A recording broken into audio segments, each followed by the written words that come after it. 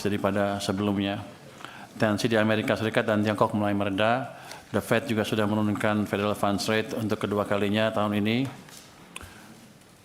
Jadi ada harapan juga The Fed masih akan menurunkan Fed Funds Rate-nya di bulan Desember. Hal ini memberikan sinyal positif bagi stabilitas dan prospek ekonomi serta sektor keuangan global ke depan, terutama dampaknya bagi emerging market termasuk Indonesia. Jadi kalau kita lihat gambar di depan itu, proyeksi pertumbuhan global yang tengah itu direvisi ke atas.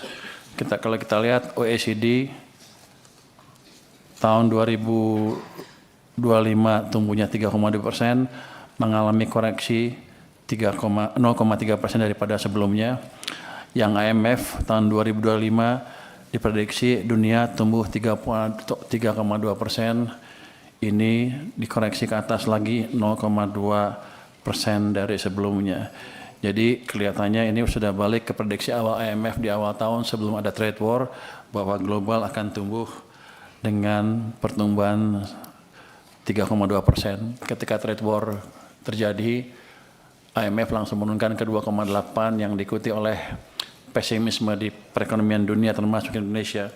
Tapi ternyata kelihatannya dampak perang dagang itu sudah mulai diperkirakan tidak sebesar yang sebelumnya, sehingga mereka merevisi lagi ke atas ke 3,2 sesuai dengan prediksi semula.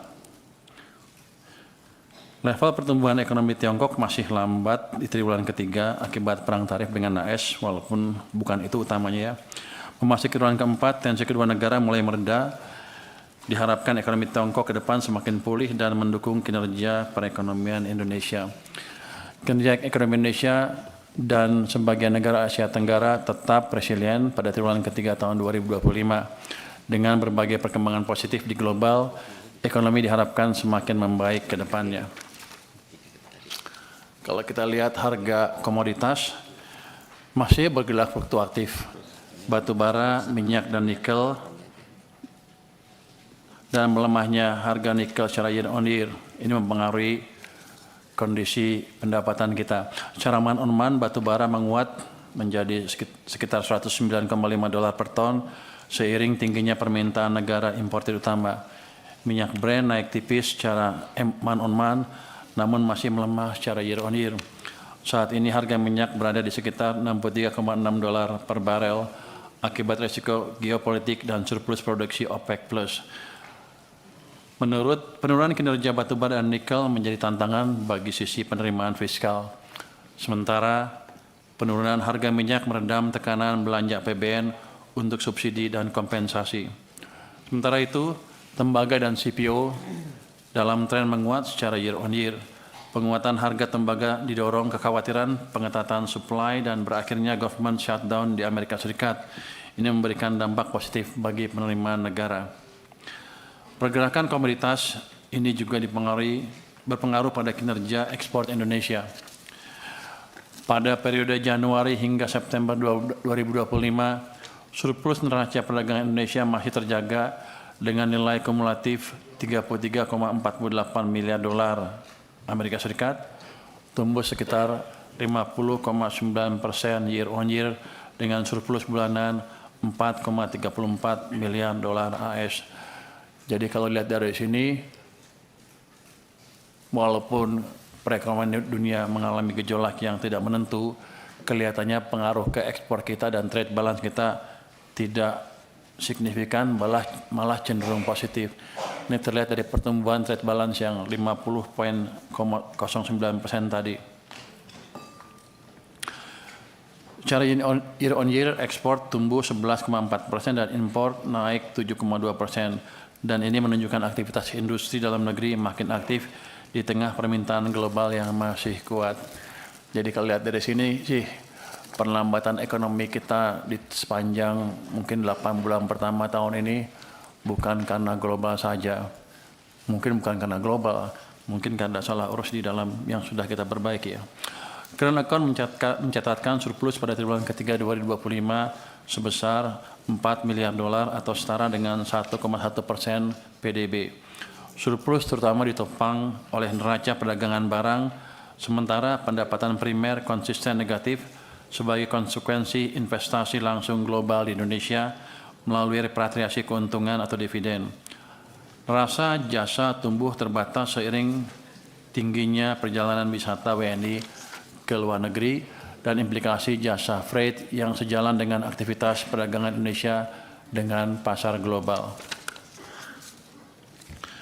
Kita lihat ke pasar keuangan domestik. Pasar keuangan domestik stabil dengan berbagai upaya yang dilakukan oleh Bank Indonesia, didukung juga dengan koordinasi fiskal moneter yang solid. Risiko kurs menurun dan optimisme investor global membaik. Walaupun secara agregat terjadi outflow sebesar 180,92 triliun rupiah sejak Januari hingga 21 November 2025, kita juga melihat pembalikan di pasar saham dengan inflow signifikan selama November hingga 11,21 triliun rupiah.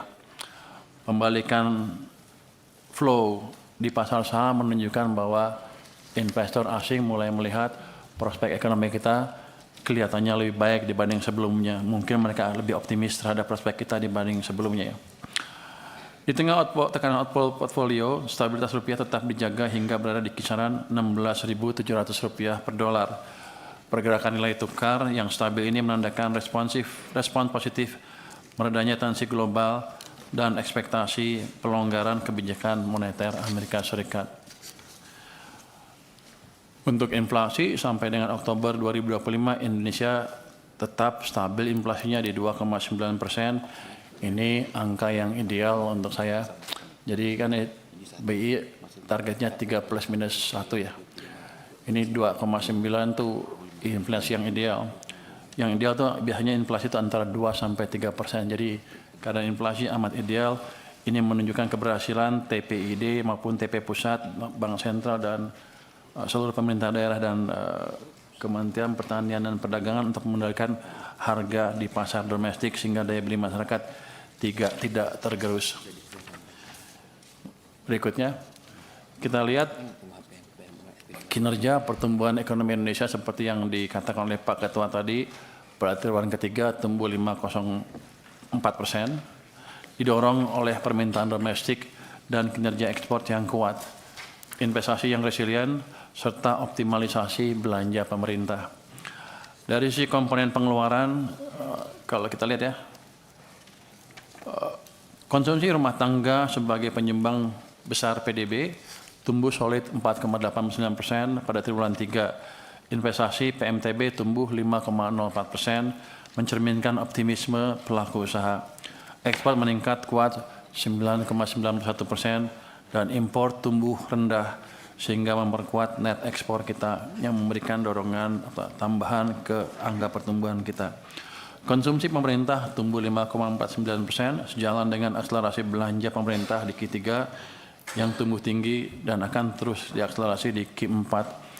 Kalau kita lihat di gambar sebelah mana kiri itu, kiri tengah, ada belanja pemerintah yang nomor 3 dari atas. Kelihatan triwulan pertama mengalami kontraksi minus 1,37, triwulan kedua masih minus 0,33, triwulan ketiga ke 5 sekarang tumbuh positif 5,5%. Jadi di dua triwulan pertama tahun ini pemerintah belanjanya lambat sehingga memperlambat pertumbuhan ekonomi kita.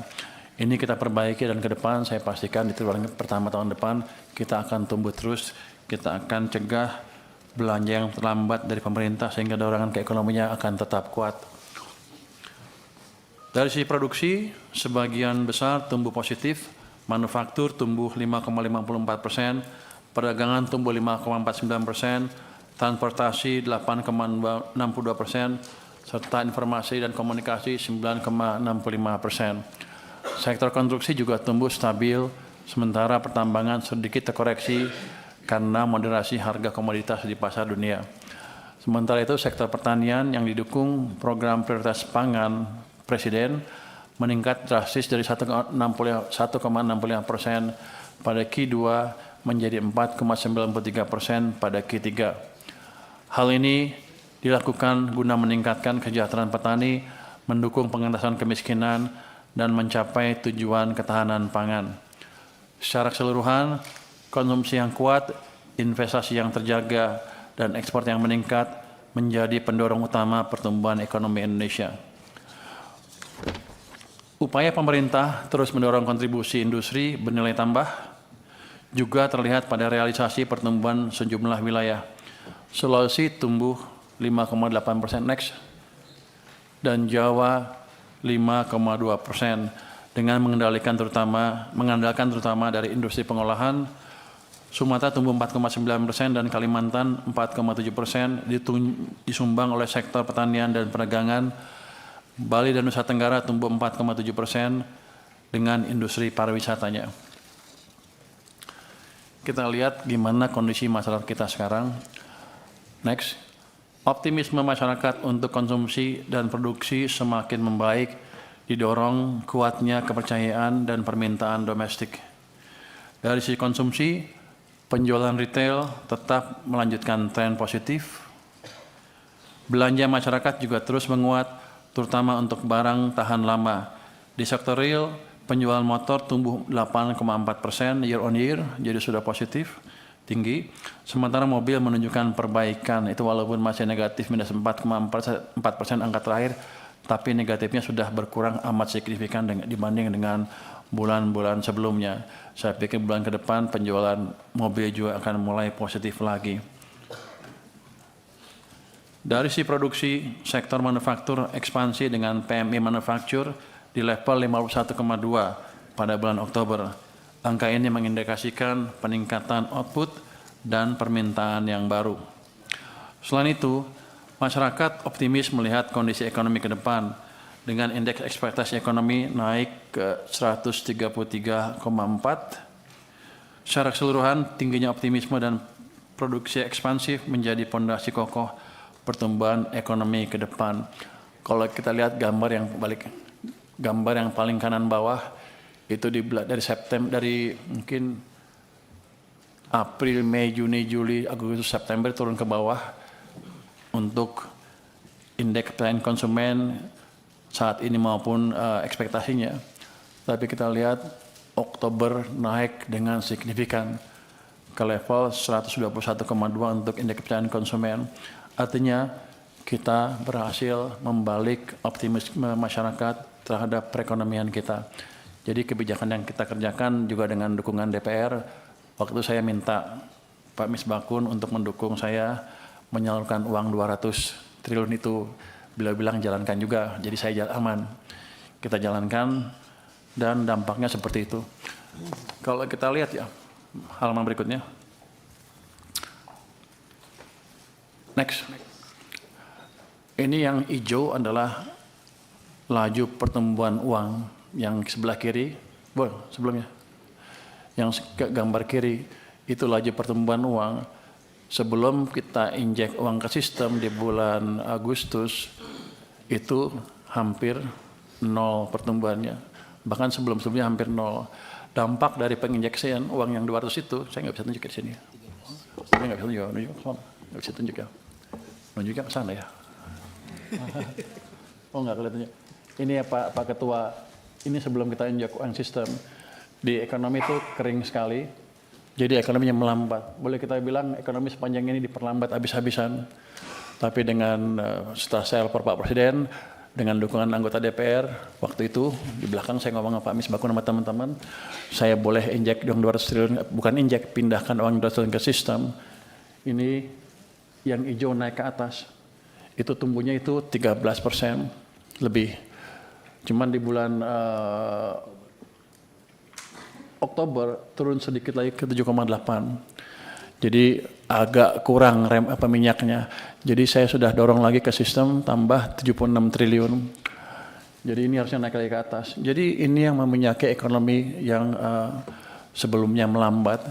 Tentunya kalau nggak ada dukungan DPR kan pasti saya nggak bisa menjalankan itu juga.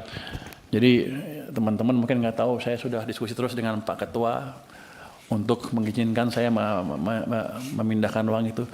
Dan itu tidak merubah APBN. Jadi saya belum ekspansi fiskal sama sekali.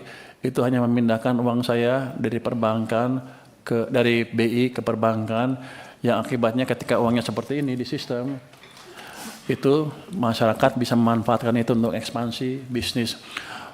Dampak yang pertama adalah tentunya bunga turun, suku bunga deposit turun, yang lain-lain juga turun, suku bunga pinjaman juga turun. Ini yang menstimulus ekonomi. Jadi ke depan akan kita pastikan terus agar APBN yang kita jalankan tidak ikut mencekik perekonomian kita dengan terus memperhatikan keadaan uang di sistem perekonomian. Dan saya berharap Komisi 11 terus mendukung langkah saya dalam hal ini, karena ini nggak ada ekspansi fiskalnya tetap sama, tapi kita manage dengan lebih bagus sehingga ekonominya bisa terus tumbuh. Kalau kita lihat pasar uang antar bank juga turun dengan amat signifikan ya. Jadi ketika bunga masuk ke sistem, uang masuk ke sistem seperti itu, bank punya uang, maka dia akan menyalurkan. Pertama yang gampang-gampang dulu, pasti dia pasar uang antar bank. Habis itu dia akan cari yang lain, sampai akhirnya terpaksa mereka akan menyalurkan kredit juga. Kredit juga sudah mulai tumbuh. Saya pikir akhir tahun akan mendekati 10%, karena full impact dari kebijakan seperti ini biasanya 2 bulan, 3 bulan di perekonomian baru kelihatan. Jadi saya expect ekonomi kita akan tumbuh lebih bagus di triwulan keempat tahun ini.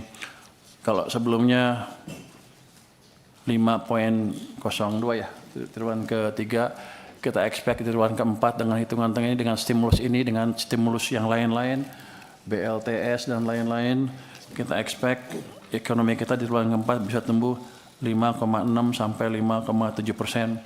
Kalau itu terjadi, maka pertama, momentum pertumbuhan ekonomi kita sudah berbalik dari melambat ke arah percepatan. Yang kedua, full year ekonomi kita bisa tumbuh sebesar 5,2%. Untuk investor, pasar modal maupun pasar real maupun FDI, arah ekonomi akan menentukan sekali kepada keputusan mereka untuk merealisasikan rencana investasinya. Kalau Anda lihat di pasar saham kan sudah naik cukup signifikan. Mungkin sebagian orang bilang itu ya orang yang punya duit aja yang main di sana. Tapi untuk sebagian besar investor jangka panjang, itu memberi sinyal bahwa ada suatu perbaikan yang positif di sini. Itu sebagai flag pertama bahwa ada perbaikan yang positif di sini. Selama kita bisa menjalankan kebijakan yang terus berkesinambungan, saya pikir ekonomi kita akan semakin bagus, pasar saham akan semakin kuat, dan pelan-pelan investor jangka panjang juga akan masuk. Saya ingin tambahkan sedikit. Satu slide yang di luar ini survei yang dilakukan oleh satu lembaga, itu ada lembaganya tapi ini yang saya bilang indeks keyakinan konsumen terhadap pemerintah. Ini sebetulnya kepercayaan masyarakat terhadap pemerintah, presiden, in a way juga menggambarkan kepada sistem politik kita. Jadi pada waktu kemarin ekonomi melambat, Anda lihat sendiri sini, dari bulan Juni, Juli, Agustus, September, ini turun ke level yang rendah sekali. Itu menggambarkan ketidakpuasan masyarakat ke kita semua, bukan ke saya, bukan kami aja, tapi ke semuanya. Sehingga gampang sekali mereka turun ke jalan. Jadi kalau kita tidak balik ekonominya, kita dalam keadaan yang bahaya, bukan DPR saja, pemerintah juga utamanya. Jadi langkah kita membalik dengan 200 triliun tambah 70 tadi, ini sudah berhasil men-trigger optimisme dan men-trigger sedikit ekonomi kita. Sehingga ketika mereka disurvei lagi, di bulan Oktober sudah naik ke level yang tinggi, di bulan November di level yang ini 118. Ini boleh bilang di level yang tertinggi sepanjang sejarah ini. Artinya atas dukungan Komisi 11, restu Pak Presiden untuk menaruh uang 200 triliun dan memanage keuangan kita lebih baik, itu saja sudah bisa men-trigger pertumbuhan ekonomi dan membalik arah ekonomi kita, menimbulkan momentum pertumbuhan ekonomi yang baru, sehingga masyarakat sudah puas lagi dengan sistem atau kebijakan yang ada. Kuncinya ke depan adalah kita harus jaga terus momentum perbaikan ini, jangan sampai hilang, sehingga kita bisa menciptakan pertumbuhan yang lebih tinggi lagi.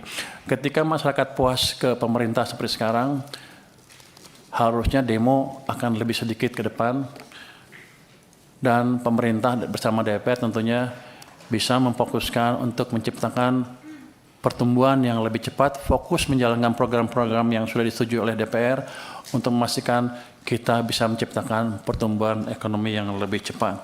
Kalau yang kita bisa jaga sih, tahun depan kita bisa tumbuh 6% dengan tidak terlalu sulit, saya pikir. Oke, next. Itu ya. Ini untuk